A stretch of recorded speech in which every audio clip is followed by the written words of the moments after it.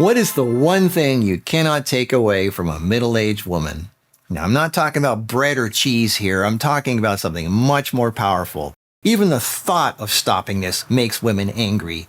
What is that magic stuff? You got it.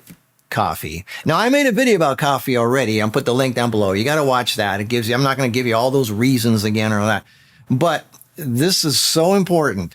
What do most middle-aged women have in common other than no more estrogen being produced in their bodies? What they think. That's what they think. They think their estrogen is low because, well, their ovaries shut down, right? So they're not making estrogen anymore. So they need to do HRT, hormone replacement. And that's, you know, those who do say it's the greatest thing in the world, makes them happy. They're never going to do anything but that. It's the greatest thing in the world.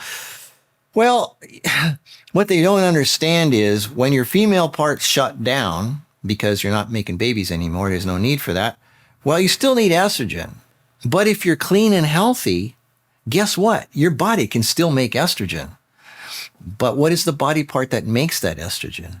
Well, it's your adrenals. They take over and they give you just enough estrogen to go the rest of your life and be just right without hormone replacement therapy.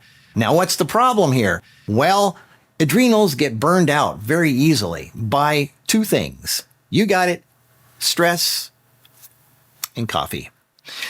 So, okay, you're a middle-aged woman, going through stress because, well, your man's starting to look at younger women or whatever it is. You're just stressed because you're not seeing in the mirror anymore what you saw 20 years ago. You've got your anxiety. So you got your stress. That's not good. And that burns you out, makes you tired. So you need something to perk you up. So what do? You take your coffee to perk you up, right? The problem is coffee is a stimulant. It's like getting electric shocks, you know. But after a while, you're tired again because that energy is, nothing's for free in the world. That energy is going to burn you out afterwards. So that little bit of a perk you get from the coffee is going to burn you out even more so after the fact. And it's going to make it hard to sleep. And it's going to screw up a lot of things in your body. So that's not the answer. The answer is not to keep doing this stimulant.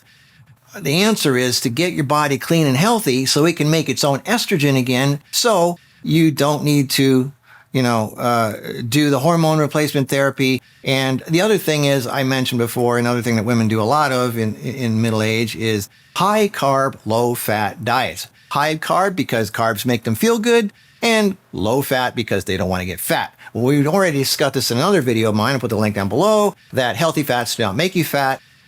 Carbs, high carb diet, low fat diet gives you gallstones, and then you get your gallbladder removed. Now you got a whole nother issue that you got to deal with there. That's another thing about middle-aged women. So again, stop the high carb, low fat madness, stop the coffee. I know that's easier said than done, but I really suggest you don't go down the route of the HRT because you might feel good now and other women swear by it. Everything is great. Yeah, it's the greatest thing in the world. But wait, then when you get your cancer and your heart attacks later on, well, don't say they didn't warn you. But anyway, I know I don't want people to hate me for saying this, but it's so important. Why does the coffee help? Well, the caffeine treats your anxiety. It blocks the adenosine receptors, which calms you down. But again, that's a temporary thing. Anything that is, there's no free ride. You get some of this, but then you pay for it with some of that. And then you get really burned out from that. And that's not good. So keep this in mind.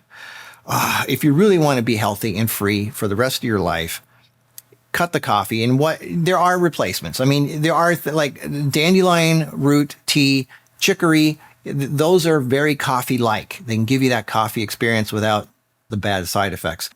Green tea, it's a much milder caffeine. It doesn't give you the bad effects that the coffee does. There are other ways to do it. Exercise, get sunlight.